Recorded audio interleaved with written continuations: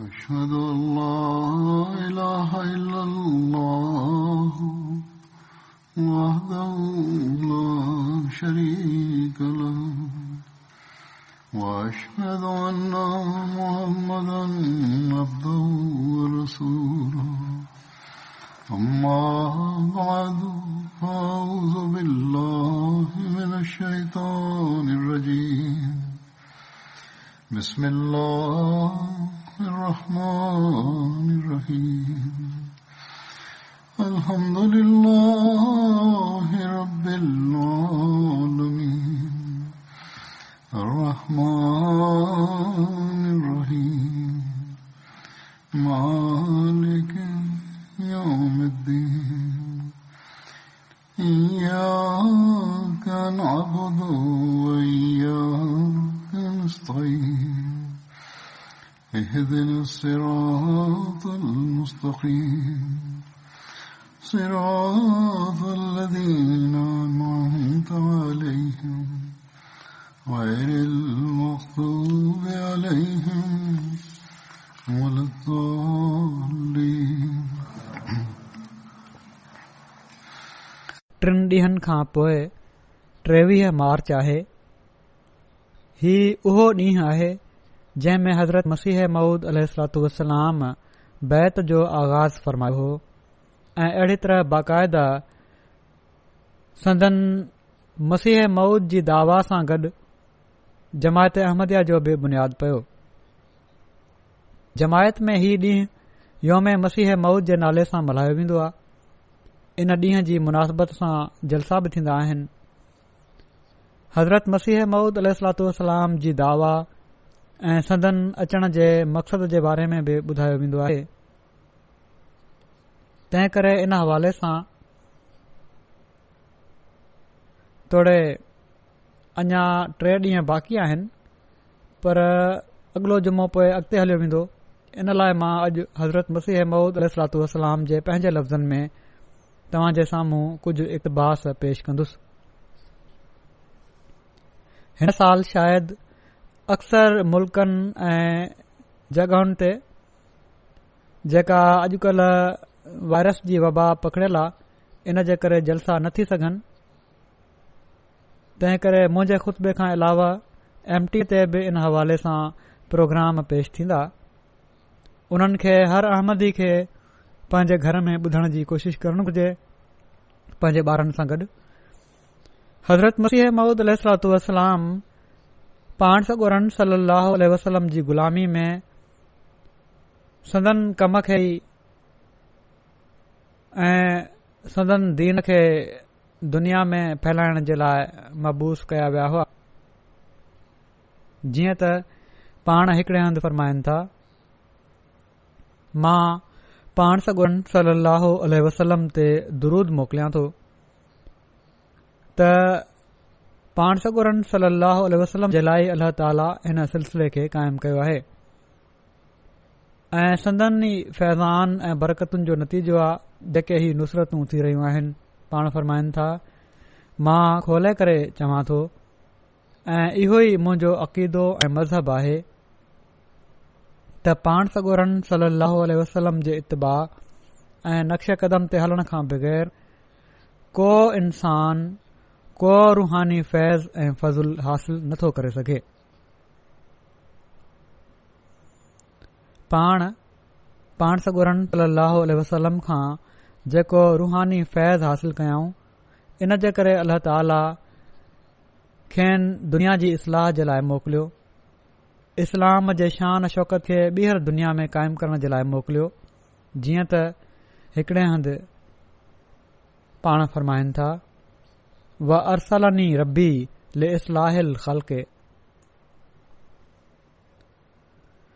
त ऐं ख़ुदा मूंखे मोकिलियो आहे त जीअं मां मख़लूक़ जी इस्लाह कयां.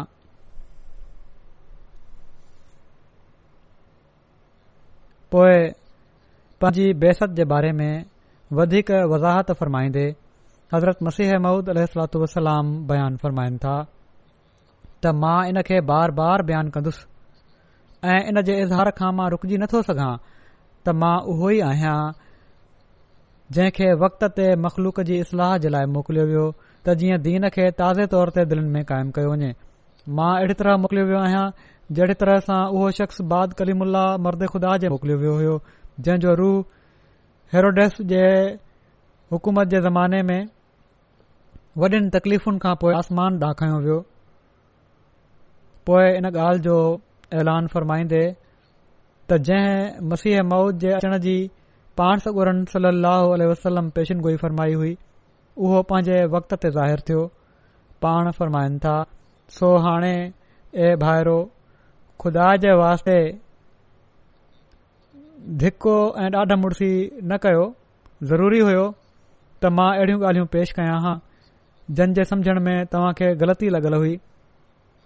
जेकॾहिं तव्हां पहिरियां ई सिधी वाट ते हुजो हा त मुंहिंजे अचण जी ज़रूरत ई कहिड़ी हुई। मां चई चुको आहियां त मां हिन उम्मत जी इस्लाह जे लाइ इब्न मरियम थी करे आयो आहियां ऐं ईअं ई आयो आहियां जो जीअं हज़रत मसीह इब्न मरियम यहूदियुनि जी इस्लाह जे लाइ आया हुआ। मां इन ई जे करे त उन्हनि जो मसील आहियां त मूंखे उहो ई ऐं ओड़े ई क़िस्म जो कमु मुंहिंजे हवाले थियो आहे जहिड़ो की उन्हनि जे हवाले थियो हुयो। मसीह ज़हूर फ़रमाए यहूदियुनि खे केतिरनि ग़लतियुनि ऐं बेबुनियाद ख़्यालनि खां छुटकारो ॾिनो हो। उन्हनि मंझां हिकिड़ो ही बि हुयो त यहूदी माण्हू एलिया नबी जे ॿीहर दुनिया में अचण जी अहिड़ी उमीद रखियूं वेठा हुआ जीअं अॼुकल्ह मुस्लमान मसीह इब्न मरियम रसूलुल्लाह जे ॿीहर अचण जी उमीद कयूं वेठा आहिनि। सो मसीह ही चई करे त एलिया नबी हाणे आसमान तां नथो लही सघे, ज़करिया जो पुटु यहया एलिया ई आहे, जंहिं खे क़बूल करणो आहे करे इन पुराणी ग़लती खे ख़तमु कयो ऐं यहूदियुनि जे वातां पंहिंजो पाण खे मुल्हद ऐं किताबनि खां फिरियल चवरायईं, पर जेको सच हुयो उहो ज़ाहिर करे छॾियईं। इहो ई हाल उन जे मसील जो बि थियो ऐं हज़रत मसीह वांगुरु उन खे बि मुल्हद जो ख़िताब ॾिनो वियो। छा ही आला दर्जे जी मुशाबियत नाहे?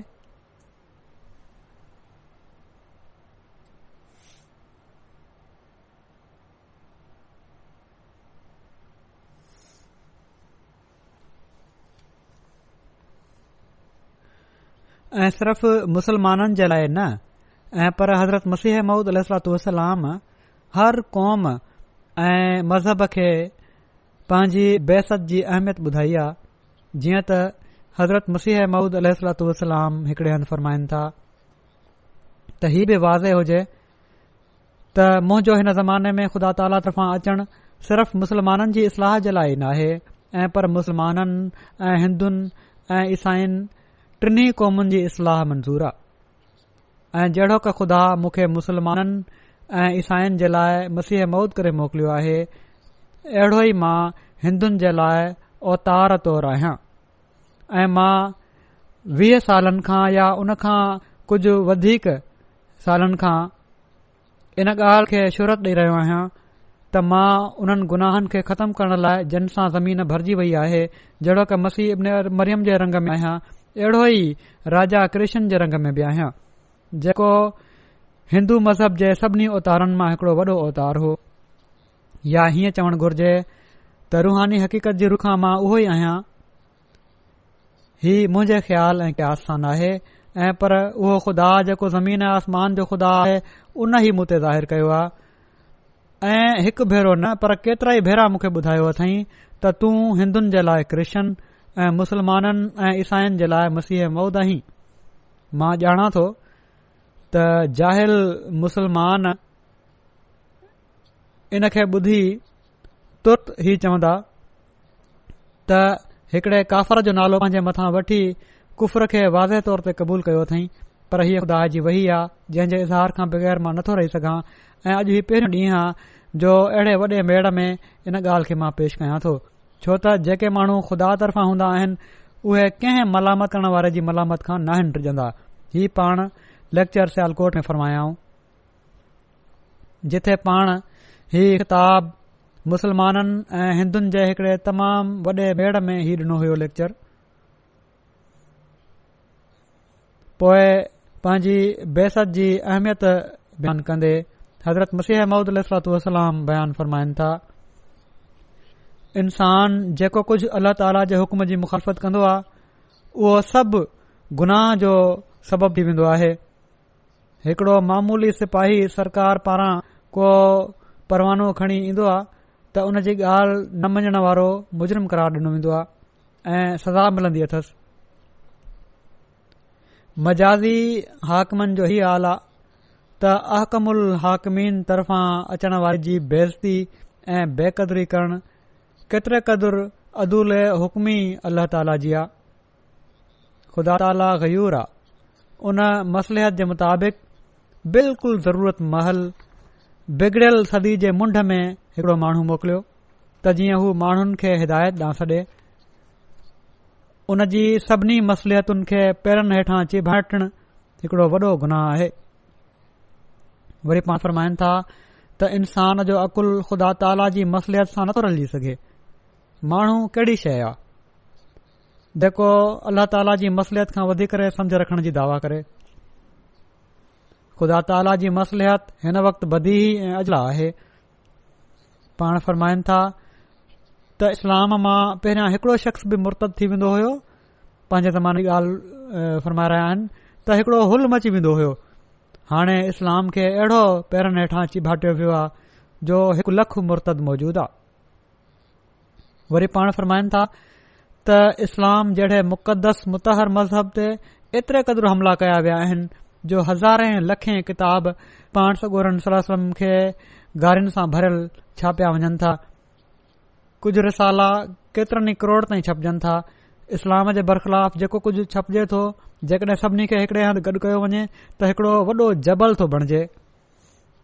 मुसलमाननि जो ही हाल आहे जो ॼण त उन्हनि में साह ई कोन्हे ऐं सभई ॼण मरी विया आहिनि। हिन वक़्तु जेकॾहिं ख़ुदा ताला बि ख़ामोश रहे त पोइ कहिड़ो हाल थींदो। ख़ुदा जो हिकड़ो हमलो इंसान जे 1000 हमलनि खां वधी करे आहे ऐं ईअं आहे जो इन सां दीन जो मान मथां थी वेंदो। ईसाई 1900 सालनि खां लुढ़कयूं वेठा आहिनि त ईसा ख़ुदा आहे ऐं उन्हनि जो दीन अञा ताईं वधंदो पियो थो वञे ऐं मुसलमान उन्हनि खे अञा बि मदद ॾियनि पिया था। ईसाइन जे हथ में वॾो हरबो इहो ई आहे त मसीह ज़िंदा आहे ऐं तव्हां जा नबी सल्लल्लाहु अलैहि वसल्लम फ़ौत थी विया आहिनि। वरी पाण फरमाइनि था त लाहौर में लॉर्ड बिशप हिकड़े वॾे मेड़ में इहा ई ॻाल्हि पेश कई। को मुसलमान उन खे जवाब न ॾेई सघियो पर असांजी जमायत मां मुफ़्ती मोहम्मद सादिक साहब मौजूदु हुआ। उथिया ऐं उन्हनि क़ुर शरीफ़ हदीस तारीख़ इंजील वग़ैरह मां साबित कयो त हज़रत ईसा फ़ौत थी चुका आहिनि ऐं असांजा नबी करीम सल्लल्लाहु अलैहि वसल्लम ज़िंदा आहिनि। छो त हुज़ूर खां फैज़ हासिल करे करामत ऐं मौजज़ा ॾेखारण वारा हमेशा मौजूदु रहिया। ओड़ी महिल हू उन जो को जवाब न ॾेई सघियो। पाण फरमाइनि था त मां हिकु दफ़ो लुधियाना में ईसाइन खे इश्तिहार ॾिनो हो त तव्हां में असां में घणो इख़्तिलाफ़ कोन्हे, थोरी ॻाल्हि आहे हीअ त तव्हां मञी वठो त ईसा फ़ौत थी विया ऐं आसमान ते नाहिन विया। तव्हां जो इन में कहिड़ो हर्ज आहे। इन ते हू ॾाढो कावड़ में चिड़िया ऐं चवण लॻा त जेकॾहिं असां बि मञी वठूं त ईसा मरी वियो आहे ऐं आसमान ते नाहे वियो त अॼु दुनिया में हिकड़ो बि ईसाई नथो रहे। फरमाइनि था त ॾिसो ख़ुदा ताला अलीम हकीम आहे। उन अहिड़ो पहलू अख़्तियार कयो आहे जंहिंसां दुश्मन तबाह थी वञे। मुसलमान इन मामले में छो था अड़नि, ज़िद छो था कनि। छा ईसा पाण सॻोरनि सलम खां अफ़ज़ल हो। जेकॾहिं मूंसां बुग़ुज़ आहे त इन में हद खां न वधो ऐं उहो कमु न कयो जेको इस्लाम दीन खे नुक़सान पहुचाए। ख़ुदा ताला नाक़िस पहलू अख़्तियार नाहे कंदो ऐं सवाइ इन पहलू जे तव्हां कसरे सलीब नथा करे सघो। वरी हिकड़े मौक़े ते हज़रत अक़दस मसीह मौद अलैहिस्सलाम बयानु फरमाइनि था त उहो कमु जंहिं लाइ ख़ुदा मूंखे मामूर फरमायो आहे उहो ही आहे त ख़ुदा में ऐं उन जी मख़लूक जे रिश्ते में जेका कदूरत अची वई आहे उन खे ख़तमु करे मोहबत ऐं इख़लास जे ताल्लुक़ खे ॿीहर क़ाइमु कयां ऐं सचाई जे इज़हार सां मज़हबी जंगियुनि जो ख़ात्मो करे सुलह जो बुनियादु विझां ऐं उहे दीनी सचायूं जेके दुनिया जी अखि खां मख़फ़ी थी वयूं आहिनि उन्हनि खे ज़ाहिर करे छॾियां ऐं उहा रुहानियत जेका नफ़सानी उंदाहिन हेठां दॿजी वई आहे उन जो नमूनो ॾेखारियां ऐं ख़ुदा जूं ताक़तूं जेके इंसान अंदर दाख़िल थी करे तवजो या दुआ जे ज़रिये सां ज़ाहिर थींदियूं आहिनि जेके इंसान जे अंदर दाख़िल थी तवजो या दुआ जे ज़रिये ज़ाहिर थींदियूं आहिनि हाल जे ज़रिये सां सिर्फ़ मकाल सां न उन्हनि जी कैफ़ियत बयानु कयां ऐं सभिनी खां वधीक ही त उहा ख़ालिस ऐं चिमकंदड़ तौहीद जेका हर क़िस्म जे शिरक जी मिलावट खां ख़ाली आहे जेका हाणे नाबूद थी चुकी आहे उन जो ॿीहर क़ौम में दाइमी ॿूटो पोखियां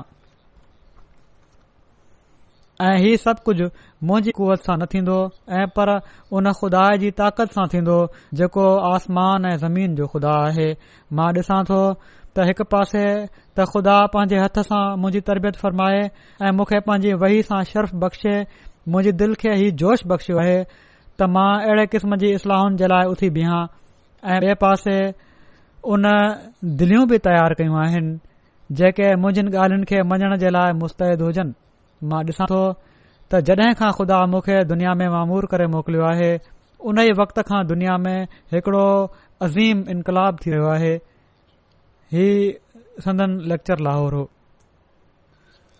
पोइ इन ॻाल्हि खे बयानु फ़रमाईंदे त अल्लाह ताला पंहिंजी रहमत जे इज़हार लाइ ऐं बाननि खे बचाइण लाइ पंहिंजा फ़रिश्तादा ऐं मुस्लिह ऐं ख़ासि बाना मोकिलींदो आहे पाण फ़रमाइनि था त क़दीम कानून हज़रत रब्बुल आलमीन जो इहो ई आहे त जॾहिं बि दुनिया में कंहिं क़िस्म जी शिदत ऐं सऊबत पंहिंजी हद ते पहुची वेंदी आहे त अल्लाह ताला जी रहमत उन खे ख़तमु करण ॾांहुं मुतवजह थींदी आहे जीअं जॾहिं मींहुं न पवण जे करे हद खां वधीक ॾुकार पइजी मख़लूक जा कम लहण लॻंदा आहिनि त आख़िर ख़ुदावंद करीम मींहुं वसाए छॾींदो आहे ऐं जॾहिं वबा सां लखे माण्हू मरण लॻंदा आहिनि त का सूरत इस्लाह हवा जी निकिरी ईंदी आहे या का दवाई पैदा थी वेंदी आहे ऐं जॾहिं कंहिं ज़ालिम जे चंबे में का क़ौम गिरफ़्तार थींदी आहे त आख़िर को आदिल ऐं फ़रियाद रस माना त दांह ॿुधंदड़ पैदा थी वेंदो आहे सो ईअं ई जॾहिं माण्हू ख़ुदा जो रस्तो विसारे वेंदा आहिनि ऐं तौहीद ऐं हक़ परस्ती खे छॾे ॾींदा आहिनि त ख़ुदावंद ताला पंहिंजे तरफ़ां कंहिं बाने खे कामिल बसीरत अता फ़रमाए ऐं पंहिंजे कलाम ऐं इल्हाम सां मुशरफ़ करे बनी आदम जी हिदायत जे लाइ मोकिलींदो आहे त तॾहिं जेतिरे क़दुरु बिगाड़ थी वियो आहे उन जी इस्लाह करे इन में असुल हक़ीक़त ही आहे त परवरदिगार जेको क़यूम आलम जो आहे दुनिया खे क़ाइमु करण वारो आहे ऐं बका ऐं वजूद आलम जो उन ई जे सहारे ऐं आसरे सां आहे कंहिं पंहिंजी फैज़ रसानी जी सिफ़त खे खिलकत खां नाहे झलींदो ऐं न बेकार ऐं मुअतल छॾींदो आहे ऐं पर हर हिकु सिफ़त उन जी पंहिंजे मौक़े ते फिलफौर ज़हूर पज़ीर थी वेंदी आहे वरी हज़रत मसीह मऊद अलैहिस्सलातु वस्सलाम हिकड़े हंधि बयानु फ़रमाइनि था त उहो शख़्स ॾाढो ई मुबारक ऐं ख़ुशकिस्मत आहे जंहिंजी दिलि पाक हुजे ऐं हू अल्लाह ताला जी अज़मत ऐं जलाल जे इज़हार जो ख़्वाहिशमंद हुजे छो त अल्लाह ताला उन खे ॿियनि ते मुक़दम करे वठंदो आहे जेके माण्हू मुंहिंजी मुखालफ़त कनि था उन्हनि जो ऐं असांजो फ़ैसिलो अल्लाह ताला जे ई साम्हूं आहे हू असांजी ऐं उन्हनि जी दिलनि खे खूब ॼाणे थो ऐं ॾिसे थो त कंहिंजी दिलि दुनिया जे नमूद ऐं नुमाइश जे लाइ आहे ऐं केरु आहे जेको ख़ुदा ताला जे लाइ पंहिंजी दिलि में सौदो गुदाज़ रखे थो फ़रमाइनि था त ही खूब यादि रखो त कॾहिं बि रुहानियत सऊद नाहे कंदी जेसि ताईं दिलि पाक न हुजे जॾहिं दिलि में पाकीदगी ऐं तहारत पैदा थींदी आहे त उन में तरक़ी जे लाइ हिकड़ी ख़ासि ताक़त ऐं कुवत पैदा थी वेंदी आहे पोइ उन जे लाइ हर क़िस्म जा सामान मुहैया थी वेंदा आहिनि ऐं हू तरक़ी कंदो आहे पाण सॻोरन सल्लल्लाहु अलैहि वसल्लम खे ॾिसो त बिल्कुलु अकेला हुआ ऐं इन बेबसी जी हालत में दावा कनि था त या अय्युहन्नासो इन्नी रसूलुल्लाह इलैकुम जमीआ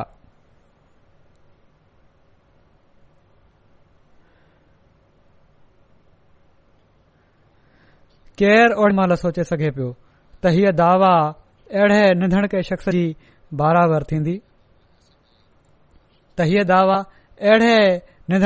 जी बराबर थींदी पोइ साणी एतिरे क़दुरु ॾुखियायूं खेनि पेश आयूं जो असांखे त उन्हनि जो हज़ारों हिसो बि नाहिन आहियूं। वरी हज़रत मसीह मऊद अलैहिस्सलाम उमूमन दुनिया खे नसीहत कंदे फरमाइनि था त असांजी आख़िरी नसीहत इहा ई आहे त तव्हां पंहिंजे ईमान जी ख़बरदारी कयो। ईअं न थिए जो तव्हां तकबुर ऐं लापरवाही ॾेखारे ख़ुदा ज़ुल जलाल जी नज़र में सरकश करार ॾिना वञो। ॾिसो ख़ुदा तव्हां ते अहिड़े वक़्त में नज़र कई आहे जेको नज़र करण जो वक़्तु हुयो, सो कोशिश कयो त जीअं समूरिन सआदतुनि जा वारिस थी वञो। ख़ुदा आसमान तां ॾिठो त जंहिंखे इज़त ॾिनी वई आहे उन खे पेरनि हेठां चिभाटियो पियो थो वञे ऐं उहो रसूल जेको सभिनी खां बहितर हुयो उन खे गारियूं ॾिनियूं वञनि थियूं। उन खे बुछड़ा कम करण वारनि ऐं कूड़नि ऐं तुहमत हणण वारनि में ॻणियो पियो थो वञे ऐं उन जे कलाम खे जेको क़ुर शरीफ़ आहे बुरनि कलमनि सां यादि करे इंसान जो कलाम सम्झियो वञे थो। सो उन पंहिंजे वाइदे खे यादि कयो, उहो ई वाइदो जेको हिन आयत में आहे त इन्ना नहनु नज़लना ज़िक्र व इन्ना लहू लहाफ़िज़ून। सो अॼु इन ई वाइदे जे पूरो थियण जो ॾींहुं आहे। उन तमाम ज़ोरावर हमलनि ऐं क़िस्म क़िस्म जे निशाननि सां तव्हां ते साबित करे छॾियो आहे त हीउ सिलसिलो जेको क़ाइमु कयो वियो आहे उन जो सिलसिलो आहे।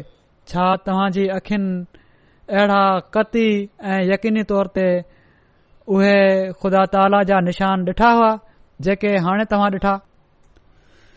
ख़ुदा तव्हां जे लाइ मल्ह बिढ़ण वारनि वांगुरु गैर क़ौमुनि सां विढ़ियो ऐं उन्हनि खे हारायई। ॾिसो आथम जे मामले में बि हिकड़ी मल्ह हुई। ॻोल्हियो अॼु आथम काथे आहे? ॿुधो अॼु उहो खाक में आहे। उन खे उन ई शर्त जे मुताबिक़ जेको इल्हाम में हुयो कुझु ॾींहुं छॾे ॾिनो वियो ऐं पोइ उन ई शर्त जे मुताबिक़ जेको इल्हाम में हुयो पकड़ियो वियो। ॿी मल्ह लेखराम जो मामिलो हुयो। सो सोचे ॾिसो त इन मल्ह में बि ख़ुदा ताला कीअं ग़ालिब आयो ऐं तव्हां पंहिंजी अखि सां ॾिठो त जहिड़ी तरह इन जे मौत जूं इल्हामी पेशन गोयनि में पहिरियां खां निशानियूं मुक़ररु कयूं वयूं हुयूं, ओड़ी तरह उहे सभई निशानियूं ज़ाहिर थियूं। ख़ुदा जे कहरी निशान हिकड़े क़ौम ते वॾो सोग आंदो। छा कॾहिं तव्हां इन खां अॻु ॾिठो आहे त तव्हां में ऐं तव्हां जे रूबरू इन जलाल सां ख़ुदा जो निशान ज़ाहिर थियो हुजे? छा कॾहिं तव्हां इन खां अॻु ॾिठो त तव्हां में तव्हां जे रूबरू इन जलाल सां ख़ुदा जो निशान ज़ाहिर थियो हुजे? सो ए मुसलमाननि जी औलाद, ख़ुदा ताला जे कमनि जी बेहुरमती न कयो। टीं मल्ह महोत्सव जे जलसे जो मामिलो हुयो। ॾिसो उन मल्ह में बि ख़ुदा ताला इस्लाम जो मान मथां कयो ऐं तव्हां खे पंहिंजो निशान ॾेखारियई ऐं वक़्त खां अॻु पंहिंजे बाने ते ज़ाहिर कयई त उन ई जो मज़मून बाला रहंदो ऐं पोइ ईअं ई करे ॾेखारे बि छॾियई। इन मज़मून जे बाबरकत असर सां सभिनी हाज़रीन खे हैरत में विझी छॾियई। छा ही ख़ुदा जो कमु हुयो या कंहिं ॿिए जो? हीउ जेको पाण ज़िक्र फरमाइनि था इन जलसे जो, जिथे संदन किताब इस्लामी उसूल की फिलासफ़ी पढ़ियो वियो ऐं इन जी कामयाबी जे बारे में पहिरियों ई अल्लाह ताला हुज़ूर खे ॿुधाए छॾियो हुयो ऐं पाण इन जो ऐलान बि करे छॾियो हुओ ऐं पोइ गैरनि बि खुलियो खुलायो इन जो इज़हार बि करे छॾियो त यकीनन ही तमामु कामयाब मज़मून हो। पोइ पाण फरमाइनि था त पोइ चौथी मल्ह डॉक्टर क्लार्क जो केस हुयो जंहिं में टई क़ौमूं आर्या ऐं ईसाई ऐं मुख़ालिफ़ मुसलमान मुतफ़िक़ थी विया हुआ त जीअं मूं ते इक़दाम क़त्ल जो केस साबित कनि। इन में ख़ुदा ताला पहिरियां खां ज़ाहिर करे छॾियो त हू माण्हू पंहिंजे इरादे में नाकाम रहंदा ऐं 200 जे लॻभॻि माण्हुनि खे वक़्त खां अॻु ई इल्हाम ॿुधायो वियो ऐं आख़िर असांजी फतह थी। 5 मल्ह मिर्ज़ा अहमद बेग होशियारपुरी जो केस हुयो जंहिं जा अज़ीज़ ऐं मिट माइट इस्लाम सां चिथरूं पिया कनि ऐं के सख़्त मुर्तद उन्हनि मां क़ुर शरीफ़ जी सख़्त तकज़ीब करे ऐं इस्लाम ते बदज़ुबानी करे मूंखां इस्लाम जी तस्दीक जो निशान पिया घुरनि ऐं इश्तिहार छपराइनि पिया, सो ख़ुदा उन्हनि खे निशान ॾिनो जो अहमद बैग अज़ीज़ उन्हनि जो कुझु मौतनि ऐं मुसीबतुनि खे ॾिसण खां पोइ 3 सालनि जे अंदरि फ़ौत थी वियो। सो ईअं ई थियो ऐं उहो मुक़ररु वक़्त जे अंदरि फ़ौत थी वियो त जीअं ख़बर पवेनि त हर हिकु शौक़ी जी सज़ा आहे। सो पाण दुनिया खे तंबीह कयाऊं त ख़ुदा ताला जे मोकिलियल सां न विढ़ो। जॾहिं अल्लाह ताला मोकिलियो आहे त हू मदद ऐं नुसरत बि फ़रमाईंदो आहे, निशान बि ॾेखारींदो आहे। पाण फ़रमायाऊं त अल्लाह ताला मूंखे पुरशौक़त लफ़्ज़नि में फ़रमायो आहे त दुनिया में हिकड़ो नज़ीर आयो, पर दुनिया उन खे क़बूल न कयो, पर ख़ुदा उन खे क़बूल कंदो ऐं तमामु ज़ोरावर हमलनि सां उन जी सचाई ज़ाहिर करे छॾींदो। सो अॼु 200 खां मथे मुल्कनि में पकड़ियल जमायत अहमदिया इन ॻाल्हि जो ऐलान करे पई थी त अल्लाह ताला संदन सचाई दुनिया ते ज़ाहिर फरमाईंदो पियो थो अचे। अल्लाह ताला असां खे बि संदन मिशन खे फैलाइण वारनि में हिसेदार बणाए ऐं असां जे ईमान ऐं इकान खे मज़बूत करे ऐं असां खे पंहिंजनि ज़िम्मेवारियुनि खे अदा करण जी तौफ़ीक़ अता फ़रमाए। हाणे मां अॼुकल्ह जेका वबा पकड़ियल आहे उन जे बारे में दुनियादारनि जा जेके तबसरा आहिनि ऐं तजरिया आहिनि उहे पेश करणु चाहियां थो। फिलिप जॉन्स्टन डेली टेलीग्राफ 18 मार्च 2020 में ही लिखनि था त नेटफ्लिक्स ऐं अहिड़ी तरह जे ॿियनि प्लेटफॉर्म्स जी रिपोर्ट आहे त अॼुकल्ह ॾेखारी वञण वारी 2011 जी हिकड़ी फिल्म तमामु मक़बूल थी रही आहे जंहिं जो नालो कंटेजन आहे। इन कहाणीअ में हिकड़े वायरस जे फैला तिबी मुहक़िक़नि ऐं सिहत जे इदारनि पारां इन बीमारी जी सुञाणप ऐं इन ते कंट्रोल करण जी शदीद कोशिशुनि, मुआशरती नज़्मो ज़ब्त ख़तमु थियण ऐं आख़िर में इन जे फैलाउ खे रोकण जे लाइ वैक्सीन मुतारिफ़ कराइण जो ज़िक्र आहे। हू लिखे थो त मां सोचियां थो त शायदि असांजो अहिड़ी तरह दुनिया जी तबाही जे मौज़ू ते बणियल फिल्मुनि में दिलचस्पी वठण असां जे डिघो वक़्तु रहण वारे इस्तेहकाम ऐं तरक़ी जो नतीजो आहे। जेके दुनियादार तरक़ी कनि था उन जो नतीजो आहे शायदि, जंहिं जे बारे में असां मां अक्सरियत जो ख़्यालु आहे त हीअ तरक़ी हमेशा रहंदी। ही हैरान कोन आहे, चए थो त ही हैरान कोन आहे त सिर्फ़ 2 हफ़्तनि जे दौरान असांजी दुनिया बिल्कुलु ऊंधी थी वई आहे। लिखे थो अॻिते त असांजा समूरा मनसूबा बीज विया आहिनि ऐं मुस्तक़बिल जे बारे में असां जूं उमेदूं गैर यकीनी आहिनि। वरी अॻिते चए थो त नई कोल्ड वार मन त थधी वेड़ दौरान एटमी जंग जे ख़तरे ऐं नई हाणोके पेश अचण वारनि मुख़्तलिफ़ मुआशी बहराननि जो अहिड़ो असरु हुयो जहिड़ी तरह अॼु हिन वबा सां थी रहियो आहे। एसि ताईं जो गुज़रियल, वरी लिखे थो अॻिते त एसि ताईं जो गुज़रियल आलमी जंग जे दौरान बि माण्हू थिएटर ऐं सिनेमा ऐं रेस्टोरेंट ऐं कैफ़े क्लबनि ऐं पब्स में वेंदा हुआ। घटि में घटि हीअ शइ हुई जेका माण्हुनि खे मुयसरु हुई, पर असां अॼुकल्ह हीअ बि नथा करे सघूं।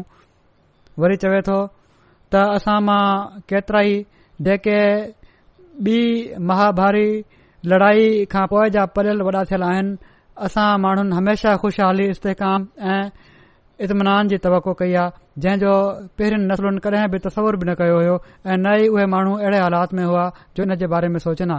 वरी अॻिते लिखे थो त उमेद आहे त साइंस हिन बीमारी जी वैक्सीन या इलाज खणी असां जे बचाव जा शायदि अची वञे ऐं शायदि ईअं थी बि वञे। ऐं पोइ चवे थो ही त सिएटल में अमरीका में अॼु इंसानी रज़ाकारनि ते ही तजुर्बे जो आगाज़ थियो आहे, पर चवे थो त ख़राब ख़बर ही आहे त ही ॼाणण में बि महीना लॻंदा त हिन वैक्सीन जो को फ़ाइदो बि थींदो या न। वरी अॻिते हू लिखनि था त पूरी तारीख़ में माण्हुनि अहिड़े क़िस्म जे हालात में पंहिंजे अक़ीदे जो सहारो वठी पंहिंजो पाण खे इन्हनि हालात मां गुज़ारियो आहे। पुराणी तारीख़ जेका आहे, जेकॾहिं अहिड़ा हालात पैदा थिया ख़तरनाक त पंहिंजे अक़ीदे जो सहारो वरितो उन्हनि ऐं पंहिंजे हालात खे गुज़ारियऊं, अल्लाह ॾांहुं रुजू कयाऊं त जीअं उन्हनि माण्हुनि ऐं उन्हनि जे प्यारनि सां जेको कुझु थियो आहे उन खे का माना ऐं मतिलबु ॾियनि। ला मज़हब वरी अॻिते ई लिखे थो त ला मज़हब अहिड़नि मौक़नि ते हमेशह पंहिंजो पाण खे तसली ॾियण जे लाइ हिकड़ो सेक्युलर इंसानियत पसंदाणो नज़रियो अख़्तियार कंदा आहिनि। ही बुनियादी तौर ते हिकड़ो रोशन ख़्याली जो तस्वुर आहे जेको ला मज़हब अख़्तियार कंदा आहिनि त इंसानी कोशिशुनि सां उन्हनि जो ही नज़रियो आहे त इंसानी कोशिशुनि सां कुदरती अमल खे हमेशा बहितर करे सघिजे थो ऐं उन खे तक़दीर या ख़ुदा जे कहर सां ॻंढणु ज़रूरी नाहे। वरी चवे थो त असां केतिरा ई भेरा माण्हुनि खे ही चवंदे ॿुधो आहे त सभु कुझु सही थी वेंदो छो त साइंसदान को हल कढी वठंदा। तोड़े उहो ग्लोबल वार्मिंग जो मसइलो हुजे या का वबाई बीमारी असां खे तमामु जल्द ई ख़बर पइजण वारी आहे त छा अहिड़े क़िस्म जी उमेद रखणु सही आहे या न। जेकॾहिं ईअं नाहे त पोइ चवे थो त मां दुनियादार आहे न पाण त मां पोइ शायदि चर्च ॾांहुं वापसि हलियो वञा। अञा त मज़हब खां मां परे आहियां, ख़ुदा खां परे आहियां ऐं जेके बज़ाहिर शायदियूं नज़र अचनि पयूं थियूं ही ज़ाहिर अहिड़ी तरह कनि पयूं थियूं ऐं जेकॾहिं ही ईअं नथो थिए जहिड़ी तरह ही साइंसदान चवनि पिया था त पोइ असां खे बि सोचणो पवंदो त चर्च ॾांहुं वापसि वञूं, मज़हब ॾांहुं वापसि वञूं। सो हिन वायरस दुनिया खे इहा ॻाल्हि सोचण ते मजबूर करे छॾियो आहे त ख़ुदा ॾांहुं रुजू कनि। पर असुल ख़ुदा ऐं ज़िंदा ख़ुदा त सिर्फ़ इस्लाम जो ख़ुदा आहे जंहिं पाण ॾांहुं अचण वारनि खे रस्तो ॾेखारण जो ऐलान फ़रमायो आहे। हिकड़ो क़दम वधाइण वारे खे केतिरा ई क़दम वधी करे हथ पकड़ण जो ऐलान फ़रमायो अथई, पंहिंजी पनाह में वठण जो ऐलान फ़रमायो अथई। सो हिननि हालतुनि में असां खे जिथे पंहिंजो पाण खे संवारण जी ज़रूरत आहे, पंहिंजी तबलीग खे मौसर रंग में करण जी ज़रूरत आहे, दुनिया खे इस्लाम जे बारे में पहिरियां खां वधी करे मुतारिफ़ कराइण जी ज़रूरत आहे ऐं पोइ हर अहमदी खे हीअ कोशिश करणु घुर्जे त दुनिया खे ॿुधाए त जेकॾहिं पंहिंजो बका चाहियो था त पंहिंजे पैदा करण वारे ख़ुदा खे सुञाणो, जेकॾहिं पंहिंजा बहितर अंजाम चाहियो था त पंहिंजे पैदा करण वारे ख़ुदा खे सुञाणो छो त आख़िरी ज़िंदगी जो अंजाम जेको आहे उहो ई असुल अंजाम आहे। उन सां गॾु कंहिंखे शरीक न करार ॾियो ऐं उन जी मख़लूक जा हक़ अदा कयो। सो हीअ हमेशह कोशिश करणु घुर्जे अल्लाह ताला इन जी तौफ़ीक़ बि हर हिक खे अता फ़रमाए। ही आफ़तूं त हाणे दुनियादार बि चवनि था त हाणे वधंदियूं वञण वारियूं आहिनि। इन लाइ पंहिंजे बहितर अंजाम जे लाइ जहिड़ो क मूं चयो ॾाढी ज़रूरत आहे त असां बि ख़ुदा ताला ॾांहुं रुजू कयूं ऐं दुनिया खे बि ॿुधायूं त असुल अंजाम आख़िरी ज़िंदगीअ जो अंजाम आहे जंहिं जे लाइ तव्हां खे अल्लाह ताला ॾांहुं बहरहाल अचणो पवंदो। इन जे बारे में हिकड़े माहिर जी तंबीह ही आहे। दी टाइम्स में 6 मार्च में ही मज़मून छपियो हो। हिकड़े माहिर ख़बरदार कयो आहे त ख़तरनाक वायरस जी जेनेटिक तब्दीलियुनि जे आम थियण जो ॾाढो इम्कान आहे ऐं इन सां गॾु कुझु सालनि में हिकड़े नए कोरोना वायरस जे दुनिया में पखिड़िजी वञण जो बि इम्कान आहे। उन लिखियो आहे त अॻिले शायदि हर 3 सालनि खां पोइ का नई बीमारी अची वञे। वरी ब्लूमबर्ग बि हिकड़ो मज़मून लिखियो। हू चए थो त साइंसदान कोरोना वायरस ते कंट्रोल करे सघनि था पर वबाई बीमारियुनि ख़िलाफ़ इंसानियत जी जंग न ख़तम थियण वारी जंग आहे। इंसानियत ऐं जरासीमनि जे विच में इर्तिका जी डोड़ में जित ॿीहर अॻिते अचनि पिया था। वर्ल्ड हेल्थ ऑर्गेनाइज़ेशन जे मुताबिक़ 1970 खां पोइ खां वठी हींअर ताईं 1500 खां वधीक नवां वायरस दरियाफ़्त थिया आहिनि ऐं 21वीं सदी में वबाई बीमारियूं पहिरियां खां केतिरो वधीक तेज़ी सां ऐं परे ताईं पखिड़िजी रहियूं आहिनि। पोइ चवे थो त इन खां पहिरियां जेके महदूद इलाइक़नि में रहण वारियूं वबाऊं हुयूं उहे हाणे तमामु तेज़ी सां आलमी सतह ते बि पखिड़िजी सघनि थियूं। बहरहाल इन जा ॾाढा तफ़सील आहिनि, ही त सभई बयान नथा थी सघनि पर पंहिंजे अंजाम बख़ैर जे लाइ जहिड़ो क मूं चयो असां खे ख़ुदा ताला सां पहिरियां खां वधी करे तालुक़ पैदा करण जी ज़रूरत आहे अल्लाह ताला इन जी असांखे तौफ़ीक़ ॾे।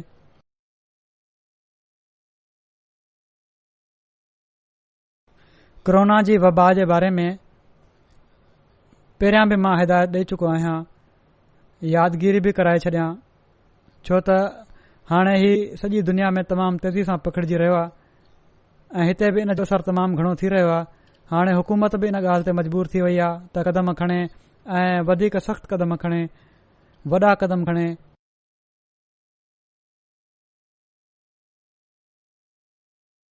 जॾहिं बीमारियूं ईंदियूं आहिनि, वबाऊं ईंदियूं आहिनि त हर हिक खे वकोड़े सघनि थियूं। तंहिं करे हर हिक खे वॾे एहतियात जी ज़रूरत आहे। हुकूमती हिदायतुनि ते अमल कयो। वॾी उमिरि जा माण्हू, बीमार माण्हू या अहिड़ी बीमारी में मुब्तला माण्हू जंहिंजी कुवत मुदाफ़ियत जिस्म जी घटिजी वेंदी आहे, उन्हनि खे तमामु घणे एहतियात जी ज़रूरत आहे। वॾी उमिरि जा माण्हू घर मां घटि निकिरनि ऐं इहो ई हुकूमत जो ऐलान बि आहे। सवाइ इन जे जो तमामु भली सिहत हुजे, उमूमन घर में रहणु घुर्जे।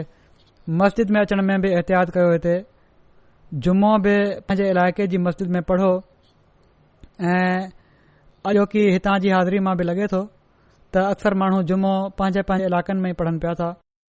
सवाइ इन जे जो इन ॻाल्हि ते बि हुकूमत पारां पाबंदी लॻी वञे त जुमे जे लाइ गैदरिंग बि न थिए। औरतूं उमूमन मस्जिद में अचण खां पासो कनि, ॿारनि सां गॾु ईंदियूं आहिनि, उन्हनि खे पासो करणु घुर्जे। पोइ उमूमन डॉक्टर बि अॼुकल्ह इहो ई चवनि पिया था त पंहिंजे जिस्म जी कुवत मुदाफ़ियत वधाइण जे लाइ पंहिंजे आराम ते बि ध्यानु ॾियणु घुर्जे। इन जे लाइ पंहिंजी निंड खे पूरो करणु घुर्जे। पंहिंजी निंड पूरी कयो। पाण बि ऐं ॿार बि। हिकिड़े वॾे माण्हू जे लाइ 6-7 कलाकनि जी निंड, ॿार जे लाइ 8-9 कलाक या 10 कलाकनि जी निंड, इन पासे ध्यानु ॾियणु घुर्जे। ही न त सॼी राति वेही टीवी ॾिसंदा रहियो ऐं 12 बजे ताईं उन खां पोइ सुबुह जो उथी हिकु त निमाज़ ते न उथी सघियो, पोइ जल्दी जल्दी उथियो, कुझु कलाकनि खां पोइ कम ते वञणो आहे, उन जूं ॾुखियायूं, पोइ सॼो ॾींहुं सुस्ती, पोइ कमज़ोरी, पोइ कम जो थकु ऐं इन जे करे पोइ ही बीमारियूं जेके आहिनि हमिलो बि कंदियूं आहिनि। अहिड़ी तरह ॿारनि खे बि आदत विझो जल्दी सुम्हनि ऐं जल्दी उथनि। 8-9 कलाकनि जी निंड पूरी करे पोइ बाज़ारी शयूं खाइण खां बि पासो कयो। इन्हनि सां बि बीमारियूं पकड़जंदियूं आहिनि। ख़ासि तौर ते ही जेके चिप्स वग़ैरह जा पैकेट आहिनि, ही ॿारनि खे खाइण लाइ माण्हू ॾेई छॾींदा आहिनि, या अहिड़ियूं शयूं जेके ठहियल जंहिंमें कुझु प्रिज़र्वेटिव बि विधल हूंदा आहिनि, ही ख़तरनाक आहिनि सिहत जे लाइ। उन्हनि खां बि पासो करणु घुर्जे। हीअ बि इंसानी जिस्म खे कमज़ोर कंदा वेंदा आहिनि आहिस्ते आहिस्ते। पोइ हीअ बि डॉक्टर अॼुकल्ह चवनि था त पाणी हर अॼुकल्ह पीअणु घुर्जे। ज़रूरी आहे त 1 कलाक खां पोइ, अधु मुने कलाक खां पोइ, कलाक खां पोइ 1-2 ढुक पीओ। हीअ बि बीमारी खां बचण जे लाइ हिकिड़ो ज़रियो आहे। हथनि खे साफ़ रखणु घुर्जे। जेकॾहिं सैनिटाइज़र्स नथा बि मिलनि त हथ धोईंदा रहो। ऐं जहिड़ो की मां पहिरियां बि चयो हुयो, घटि में घटि 5 भेरा वुज़ू करण वारा जेके आहिनि उन्हनि खे सफ़ाई जो मौक़ो मिली वेंदो आहे। उन पासे तवजो कयो। छिक जे बारे में पहिरियां बि मां चई चुको आहियां। मस्जिदुनि में बि ऐं आम तौर ते बि पंहिंजे घरनि में बि वेठे रुमाल अॻियां रखे, नक ते रखे, या हाणे डॉक्टर चवनि था त ॿांह पंहिंजे साम्हूं रखे उन ते छिक ॾियो त जीअं हेॾे होॾे फेंगू न उॾनि। बहरहाल सफ़ाई तमामु ज़रूरी आहे ऐं इन पासे ख़्यालु रखणु घुर्जे। पर आख़िरी हरबो दुआ आहे ऐं हीअ दुआ करणु घुर्जे त अल्लाह ताला असां सभिनी खे इन जे शर खां बचाए। उन्हनि सभिनी अहमदनि जे लाइ बि ख़ासि तौर ते दुआ कयो जेके इन बीमारीअ में मुब्तला थी विया आहिनि कंहिं सबबु, या डॉक्टरनि खे शक आहे त उन्हनि में बि ही वायरस आहे। या कंहिं बि ॿी बीमारी में मुब्तला आहिनि सभिनी जे लाइ दुआ कयो। पोइ अहिड़ी तरह कंहिं बि बीमारी जी कमज़ोरी जे करे जहिड़ो की मूं चयो वायरस हमिलो करे ॾींदो आहे उन्हनि जे लाइ बि दुआ कयो। अल्लाह ताला उन्हनि खे बि बचाए रखे। उमूमी तौर ते हर हिक जे लाइ दुआ कयो अल्लाह ताला दुनिया खे हिन वबा जे असरनि खां बचाए रखे। जेके बीमार आहिनि उन्हनि खे शिफ़ाए कामिला अता फ़रमाए ऐं हर अहमदी खे शिफ़ा अता फ़रमाइण सां गॾोगॾु ईमान ऐं ईकान में बि मज़बूती पैदा करण जी तौफ़ीक़ अता फ़रमाए।